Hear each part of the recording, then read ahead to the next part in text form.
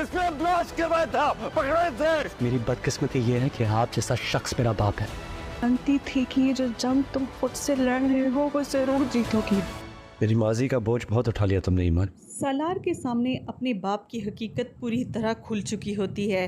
اسے اب یہ بھی معلوم ہو چکا ہوتا ہے کہ اس نے اپنی ماں کا قتل نہیں کیا بلکہ اس کے پیچھے خود اس کے باپ کا ہاتھ ہے. اسی لیے وہ اپنے باپ سے کہتا ہے کہ مجھے شرم آتی ہے کہ آپ جیسا انسان میرا باپ ہے.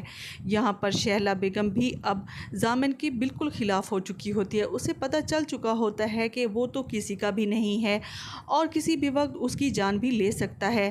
اسی لیے وہ سالار کو ساری حقیقت بتا چکی ہوتی ہے. سالار کی بھی اب یہی کوشش ہوتی ہے کہ اس کو گرفتار کیا جائے. پولیس بھی سب حقیقت جان کر اسے جب گرفتار کرنے آتی ہے تو یہاں پر بھی ضامن اپنی چالاکی اور اداکاری کی وجہ سے ایک دفعہ پھر سالار کو پھنسانے کی کوشش کرتا ہے، لیکن اس دفعہ اس کا کوئی بھی داؤ چلنے والا نہیں ہوتا ہے.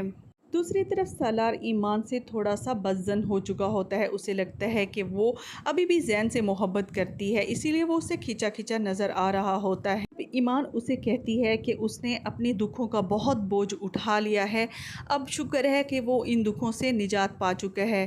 تو یہاں پر اسے سالار کہے گا کہ اس نے بھی اس کا کافی ساتھ دیا ہے اور اس کا بوجھ اس نے بھی اٹھایا ہے.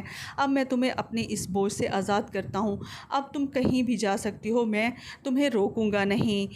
تو یہ سن کر ایمان کے تو اوسان ہی خطا ہو جاتے ہیں. ایمان اچھی طرح جانتی ہے کہ سالار کے دل میں اس کے لیے شک پیدا ہو چکا ہے، اسی لیے وہ اس کے پیچھے بھاگی جاتی ہے اور اسے کہتی ہے کہ تم نے سوچ بھی کیسے لیا کہ میں تمہیں چھوڑ دوں گی.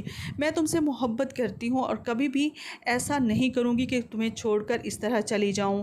دوسری طرف زین بھی اسے یہی کہے گا کہ وہ یہ ملک چھوڑ کر دوبارہ امریکہ واپس جا رہا ہے.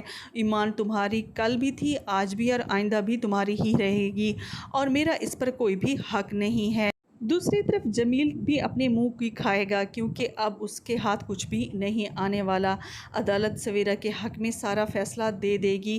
سویرا اپنی بچیوں کو لے کر عالم صاحب کے گھر ہی شفٹ ہو جائے گی. ویڈیو پسند ہے تو اسے لائک کیجیے گا، شیئر